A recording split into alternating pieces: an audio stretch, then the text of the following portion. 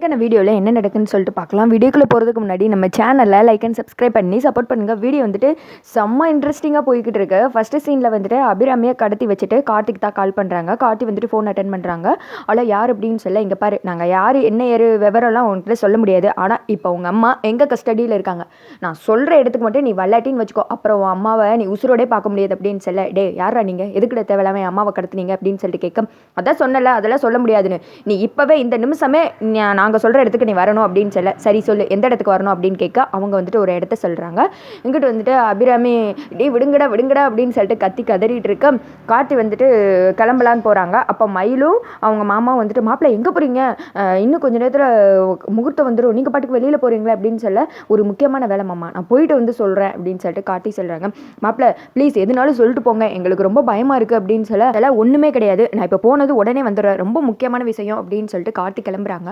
அப்புறமேட்டே அவங்க மாமா மயில்கிட்ட சொல்கிறாங்க, மாப்பிள்ளை என்ன இது, ரேவதி வேணா அங்கே மணமேடையில் உட்காந்துக்கிட்டு இருக்கா, மாப்பிள்ளை வேறு திடீர்னு இங்கே கிளம்பி போகிறேன், எனக்கு ஒன்றுமே புரியலையே அப்படின்னு சொல்ல, மாமா அவங்க அம்மாவை யாரோ சில ரவுடிங்கெல்லாம் கடத்தி வச்சுக்கிட்டு கார்த்தியை வரணும்னு மிரட்டி இருக்காங்க, அதனால தான் இப்போ கார்த்தி அவங்க அம்மாவை காப்பாற்றுறதுக்காக போகிறாங்க அப்படின்னு சொல்ல, ஐயோ என் தங்கச்சி அபிராமியை கடத்திட்டாங்களா, எந்த நாசமாக போனவன் கடத்தினான்னு தெரியலையே, எதுக்கு அப்படின்னு சொல்ல, மாமா எனக்கு என்னமோ இது அந்த சிவனாண்டியும் சின்ன மாமியார் பார்த்த வேலை எதை தெரியுது, கல்யாணத்தை எப்படியாவது நிறுத்தணும் அப்படின்றதுக்காண்டி தான் அவங்க இப்படி எல்லாம் வேலை பார்த்துருக்காங்க அப்படின்னு சொல்ல, அவங்கள நான் சும்மாவே விட மாட்டேன், என்ன செய்கிறேன் பாரு அப்படின்னு சொல்ல, இப்போ நம்ம கோபப்படுறதுக்கு நேரம் கிடையாது மாமா, எப்படியாவது அத்தை இப்போ கொஞ்சம் நேரத்தை தேடி வருவாங்க, நம்ம சமாளிச்சிட்டோன்னா போதும், கார்த்தி கண்டிப்பாக அவங்க அம்மாவை காப்பாற்றிட்டு வந்துருவாரு, எனக்கு கார்த்தி மேலே நம்பிக்கை இருக்குது அப்படின்னு சொல்லிட்டு மயில் சொல்கிறாங்க. சரி மாப்பிள்ளை கொஞ்சம் நேரம் நம்ம இப்படியே இருப்போம் அப்படின்னு சொல்ல, அங்கிட்டு வந்துட்டு முகூர்த்தத்துக்கு நாளை ஆயிடுச்சு, மாப்பிள்ளையை கூப்பிட்டுவாங்க அப்படின்னு சொல்ல, நான் வந்துட்டு நக்கலாக சிரிக்கிறாங்க.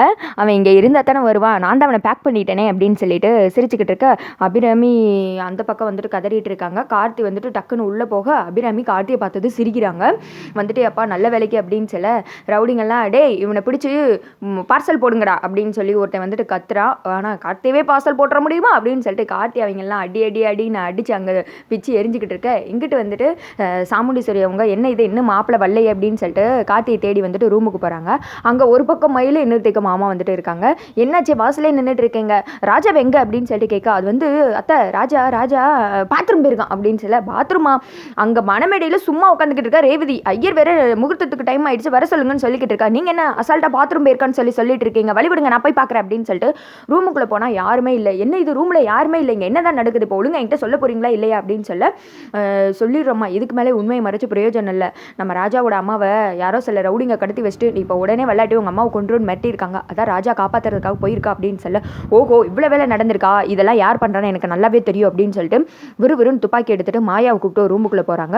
மேடம் என்ன மேடம் துப்பாக்கி வச்சு என்ன மிரட்டுறீங்க அப்படின்னு சொல்ல, உண்மையாக சொல்லு, நீ தானே ராஜாவோட அம்மாவை கடத்திருக்க, கல்யாணத்தை நிப்பாட்டுறதுக்காக இப்படியெல்லாம் வேலை பார்த்துட்டு இருக்கியா, இங்கே பாரு உன்னை நான் உசுரோட விட மாட்டேன், உண்மையை சொல்கிறியா இல்லையா அப்படின்னு சொல்ல, மேடம் எனக்கே வந்துட்டு மகேஷை காணும்னு பயத்தில் இருக்கேன், மகேஷ் வந்தாலே திருப்பி போதும்னு என் உசுரை நான் கையில் பிடிச்சிக்கிட்டு இருக்கேன், அப்படி இருக்கும்போது நான் ஏன் மேடம் இதெல்லாம் செய்ய போகிறேன், எனக்கு அந்த அளவுக்குலாம் சக்தி இல்லை மேடம், அது மட்டும் இல்லாமல் ராஜா வந்துட்டு உங்கள் வீட்டு வந்ததுக்கு அப்புறம் தான் டிரைவர்னு எனக்கு தெரியும், அதுக்கு முன்னாடி நான் அவரை பார்த்தது கூட கிடையாது, அவங்க அம்மா யாருன்னு கூட எனக்கு தெரியாது, நான் எப்படி மேடம் கடத்துவேன், ப்ளீஸ் மேடம் என்னை விட்டுருங்க, நான் சொல்கிறத நம்புங்க அப்படின்னு சொல்ல, உன்னை நம்பவே மாட்டேன்டி, நீ யார் எப்பேற்பட்டவன் எனக்கு நல்லாவே தெரியும், ரெண்டு பேர் சேர்ந்து நான் நடிச்சுட்டு தெரியுறீங்களா, சொல்லலைன்னா போய் சுற்றுவேன் அப்படின்னு சொல்ல, மாயா காலில் விழுந்துடுறாங்க. மேடம் சத்தியமாக சொல்கிறேன் எனக்கு தெரியாது அப்படின்னு சொல்ல, இப்போ நான் உன்னை நம்பி விடுறேன், ஆனால் இதே மாதிரி நான் எப்பவும் இருக்க மாட்டேன், ஒழுங்காக இங்கேருந்து ஓடி போயிடுறேன், கண்ணு முன்னாடியே நிற்காது அப்படின்னு சொல்லிடுறேன்.